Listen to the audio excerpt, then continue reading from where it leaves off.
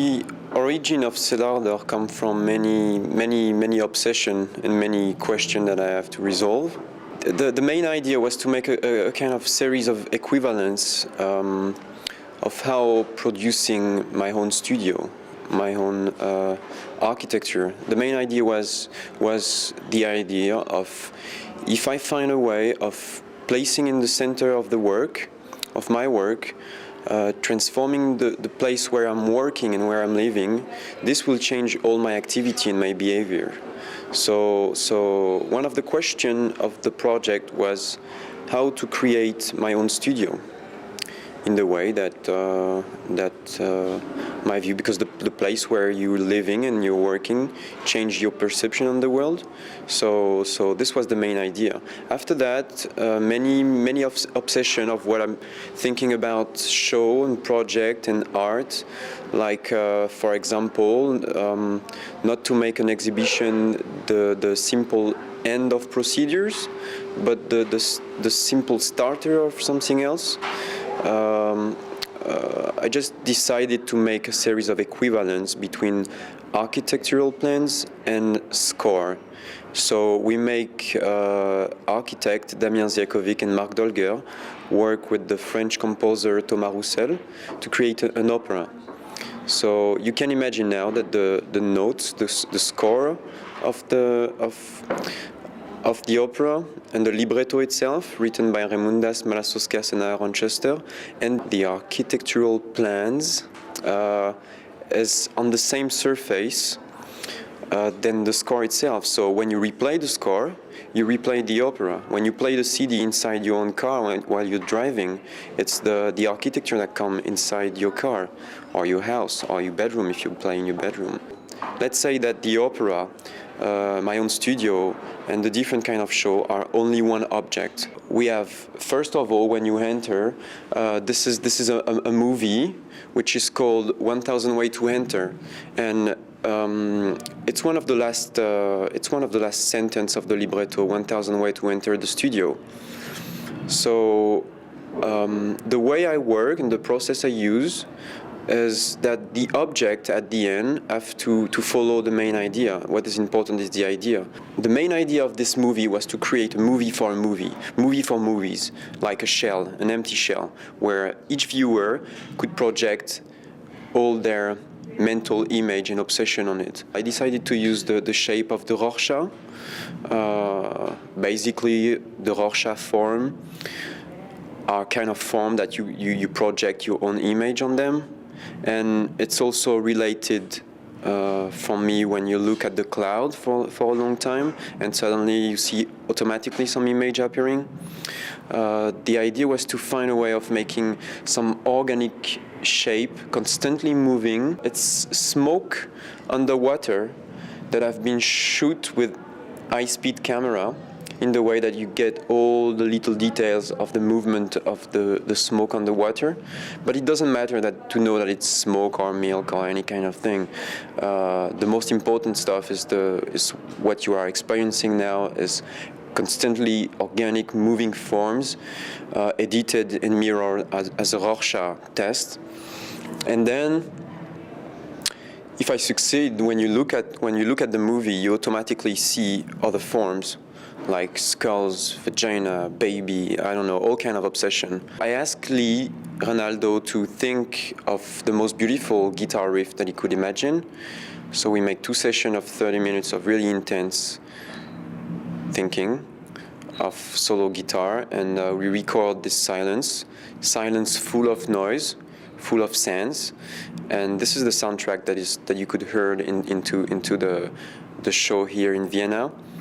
And this is also the soundtrack for this movie, and it works the same way, the same paradigm in the movie. You can project the image of the movie that you want, and you can project the soundtrack that you want. The mirror there are blind mirrors, and inside, actually they are framed. Behind the mirror, you have the plan of my studio, the architecture. Wow. You have the plan. This one is difficult to say. the architectural plan of the studio that have been validated by the city of Aubonne, where I'm living and where I'm building the studio. While we are talking right now, the studio is being built, which is also important. And the way it is framed, the blind mirror have been made in the way that you can reflect yourself, the viewer can reflect himself in the mirrors, and you can't look at the plan, but the plan could look at you. What it reflects also is this floor, this carpet, which is called the Dimaction carpet, and basically this pattern here, they are carpet tiles, and this carpet here represent the pattern of the great Buckminster Fuller, which is a really important figure to me, and this particular pattern is the pattern of tensegrity, which is a contraction of tension and integrity, and it's the basis pattern of creating this 3D volume of the geodesic dome. You can have one of them or 1,000 of them and it will make the same motif. All those works are separate work, but the display, as I think it is, work as a kind of one work of art. And the pulsating light that you see here is in fact replaying the frequency of the opera that I mentioned before. It's topological. It has been transferred and make an equivalence with light. So it's like a mute opera, playing only with light and highlighting the space with the frequency of the opera. This work was not supposed to be there. I was framing with my little team in Paris a series of drawings that was supposed to travel to somewhere else. And then what happened is that the glue that we use, the professional glue without acid that we use on the paper, suddenly I found them really more beautiful than the actual drawings on the other side. A simple aesthetical question was popping up, and do we have to show the drawings if the glue is more beautiful and have more meaning? Somehow it activate and create a nice dialogue with the Cellar Door project, because as Gréaud used to say, the backside exists, and I love the idea that the drawings is you can see the drawings, you can only see the backside, and the backside is even more beautiful. Each of these buttons control the light, the page light of this book. So this book, I don't know if you can see it, but yeah, it's really a book. It is called Cellar Door, the Great Book of Caption, and it's all the captions that have been presented in the past cycle of Cellar Door. And you have part of the score of the opera, part of the libretto. That was the only mediation. I hate this word, but it was the only mediation, was the only access to see the work. I didn't want any kind of a simple institutional text to talk about the work. I use this electroluminescent paper in the way that the score and the text itself highlight the information, right? Put information into light. And also I like the way that you can really access the book, and with the different pulsation of light, you have the feeling that the book is reading himself. And this idea of solipsism, of thing that only consider itself and only talk about itself, is really an important paradigm of Cellar Door. And I love solipsism. I think solipsism has nothing to do with self-centered thing. As soon as an object is defined by itself, it talks about everything else. It talks about what's is all around. I don't know if that is clear, but at least for me it's clear. So it's good. So as you can see, the way, what I was mentioning before about the fact that it's not really a separate piece, but all the works there kind of create tension and dialogue, I hope. So on the other side, then we go out from the show. You have in front a space from the Kunsthalle Wien called the slideshow. It's an edition of 100 copies, and it's called Cellar Door Fade Out. It's we have commissioned a text to Catherine Hug, which is the curator of the show, and Dr. Gréaud, and they make a text that I've never read, and I've reprint all the score the architectural plans, the text of Catherine and Gérald, still screen printed with the invisible ink, like magic ink that we used when we were a kid. So you have just the time to print them. You see the text, you see the image, and it vanished after about 30 seconds. And we print 100 copies with this process. So it's also important, just like the mirror that we just saw, it's really important that to have made this process, because this book is completely white, but it contains all the text and all the plans and all the scores, but they are vanished. It's fade out. It's like in cinema, project is fading out. Just like the soundtrack, just like the soundtrack that we talked about earlier. It's the most beautiful text that I could imagine, because it's the text that I have on my mind. And it's same for you. Wir haben vor einem Jahr entschieden, dass wir die Ausstellung mit Loris hier machen.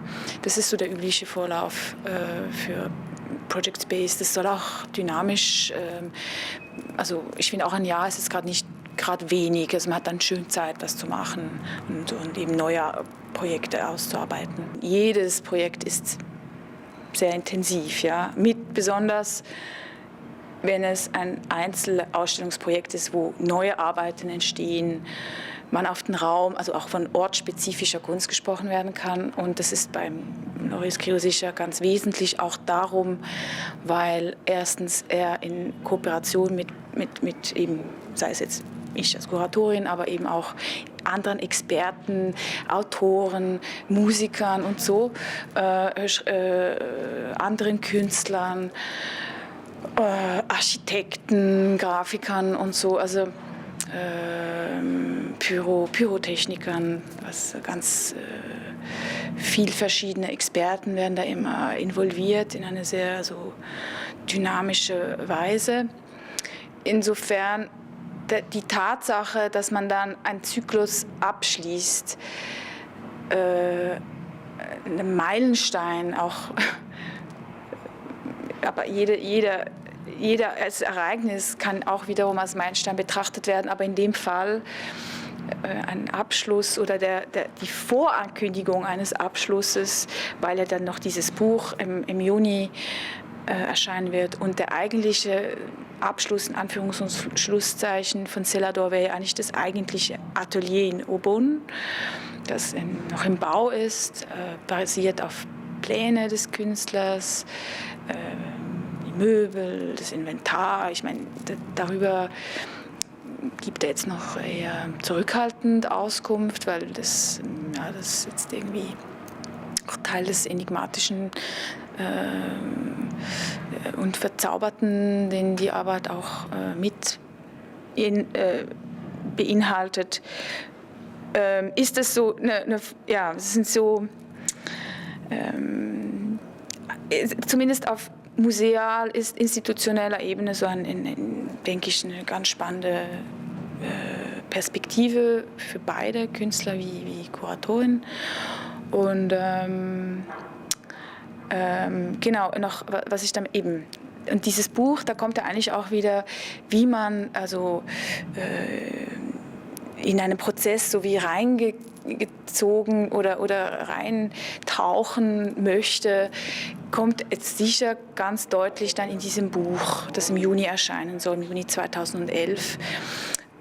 Cellar Door, die komplette Anthologie, wenn man so will, oder der komplette Überblicks- und Abschlussband, da wird das dann auch deutlich, was das eigentlich ganz genau ist. Das ist eine große Sache mit ganz vielen Komponenten und die aber in sich eben, wie gesagt, auch autonom, eigenständig natürlich Existenzberechtigung haben, aber das vernetzte und in sich verwobene Denken, dem ist hier da sind keine Grenzen gesetzt, ja, also das kann man beliebig erweitern. Beim Weltraum, da wusste ich eben schon länger, dass auch da mit einer Arbeit der Intergalactic Draw Bucky vertreten sein soll. Wir werden auch im Einzelnen vom Künstler hören, worum es da geht. Aber Intergalactic Draw, also intergalaktische Zeichnung, in Klammern Bucky, also Referenz auf den Architekten und auch Philosoph, Visionär, Künstler, Weltausstellungsarchitekt und so in Montreal, wo er seine ganz berühmte Biosphere gebaut hat. Also das ist, wir stehen eigentlich hier auf dem Teppich Dimension Carpet. Das ist also im Project Space auch eine Referenz auf Buckminster Fuller, der in den 40er Jahren schon bekannt geworden ist für seine Ideen. Er hat an verschiedenen Weltausstellungen gebaut mit einer ganz unverkennbaren Stabarchitektur, die beruht auf der Grundstruktur Tensegrity. Das ist eine Art Muster, bestehend aus einer bestimmten Anzahl Punkte und Stäbezusammenhänge, die in sich eigentlich verschiebbar sind, aber auch stabil. Und darum ging es. Also, dass man eine leicht zuerst Aufbau und abbaubare Architekturstruktur, die auch sphärisch arbeiten kann und trotzdem modular ist. Also man kann die Einzelelemente leicht transportieren oder irgendwo hinbringen und auch vom optischen Bild, auch wenn es zum Teil sehr große Dimensionen annehmen kann, sehr leicht wird. Dieses Muster kommt also in diesem Film The Intergalactic Draw wieder vor und wird da gezeichnet mit Laser. Und der LORIS Gréaud wird darüber ganz viel mehr erzählen. We can call it a sculpture, but it's a movie. It is called Bucky the Intergalactic Draw. Bucky referring to Buckminster Fuller, and the experiment that we've start shooting this movie we start working on the movie in 2006, and it has been finished and edited in 2008. So the movie is about again this Buckminster Fuller pattern of tensegrity, tension and integrity, about the basic structural of the geodesic dome, and because what I'm interested in Buckminster Fuller is that he's described as an utopist, right? As an utopian, but he's not. He was really serious on every single project that he wanted to do. For example, the buckyball. He wanted to do the buckyball float in the air, and for him it was not a utopical project. He's really into, let's say, heterotopia. Is in the utopia that could be realized, and that's what I'm interested in. I'm not interested in utopia at all.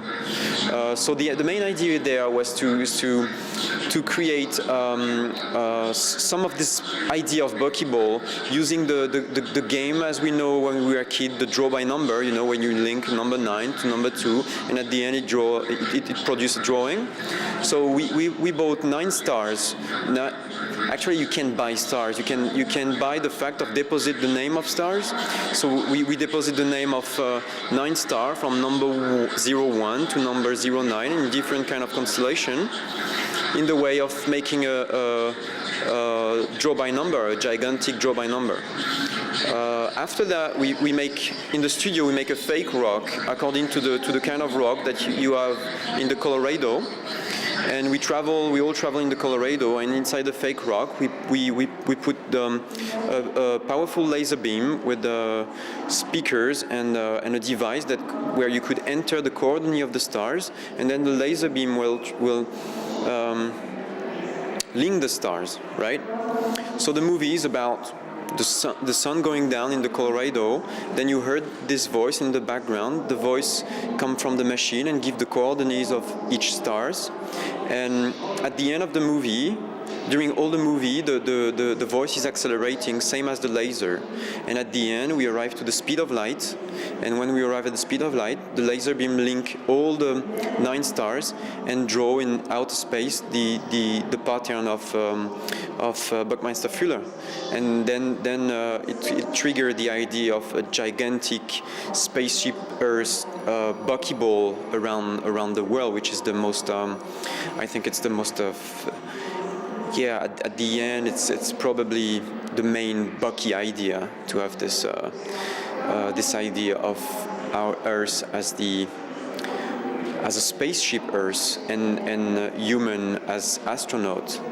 Bucky was saying we are all astronauts because we are all living on a gigantic spaceship, which is Earth.